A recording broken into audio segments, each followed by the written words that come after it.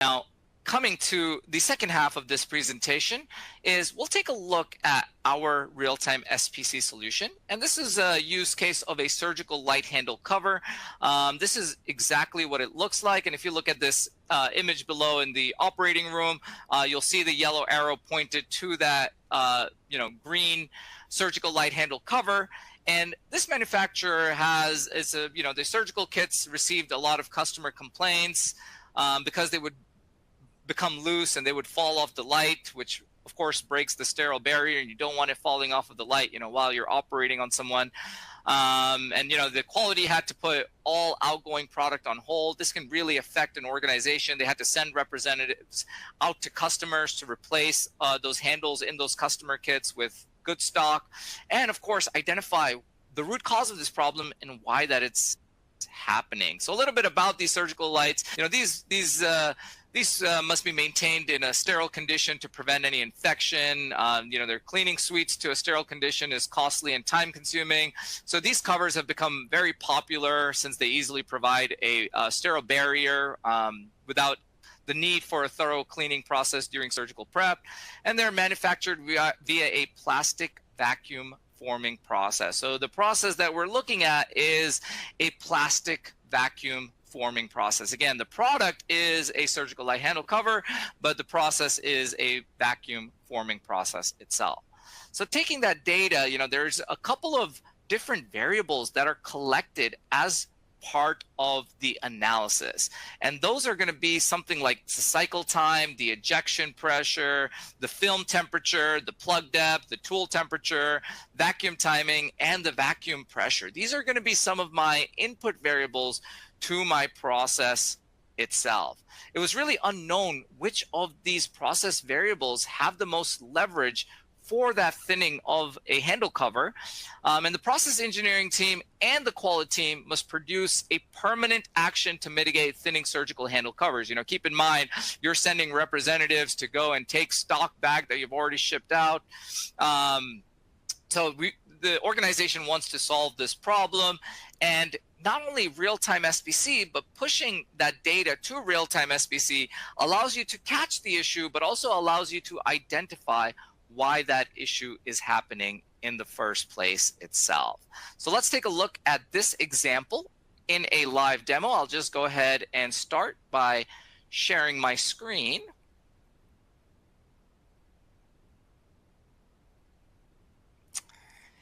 And this here is Minitab's real-time SPC application. It is a web-based application, as you are seeing over here.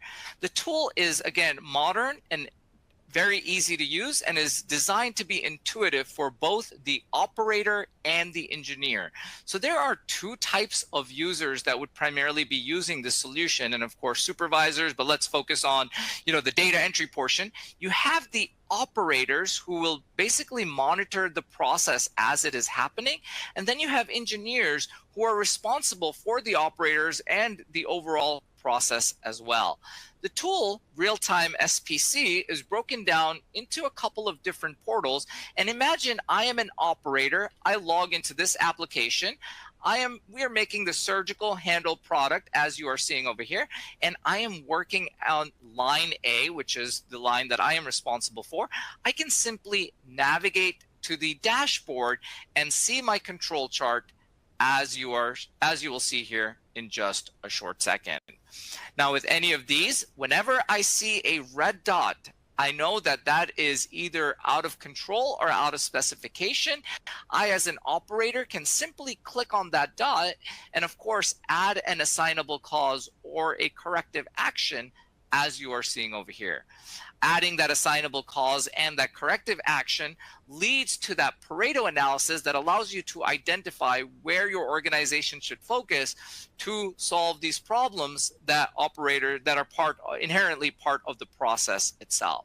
So I, as an operator, can easily interact with the solution, and that data keeps coming in. As you're seeing my chart refresh, new data just keeps on coming in, and as we can see, the last data was imported about a minute ago, as we are seeing over here.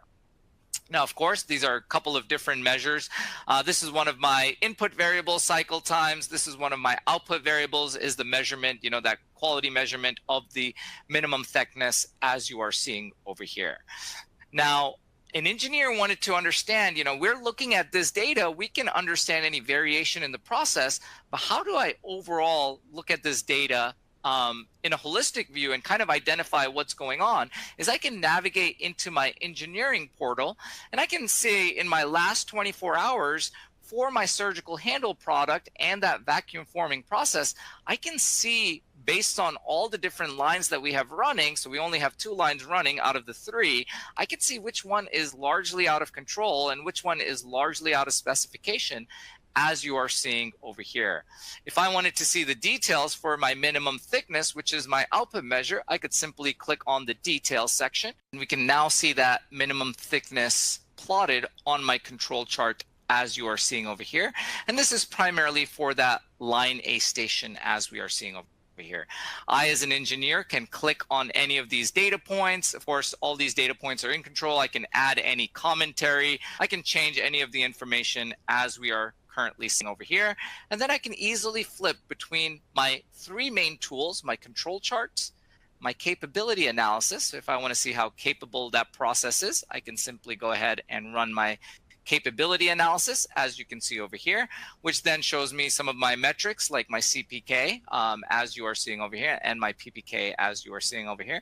And then, of course, those assignable causes and corrective actions. I don't think I have any over the last 24 hours, but as I do, they will show up directly here in this section itself.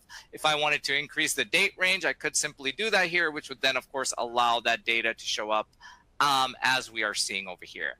Now, this is the ongoing monitoring. This is letting me know that there is variation in the process. But if I want to identify, taking that surgical handle example, if I want to identify what's actually going on, I need to be able to download this data directly into Minitab to be able to do that statistical analysis on my data to identify my root cause. So even though we're only looking, bear with me, even though we are only looking at the data for our minimum thickness, we can identify a variety of other variables to kind of identify that information, as you are currently seeing over here itself. So to do that root cause analysis, we can easily download the data directly into Minitab to do any further root cause analysis itself.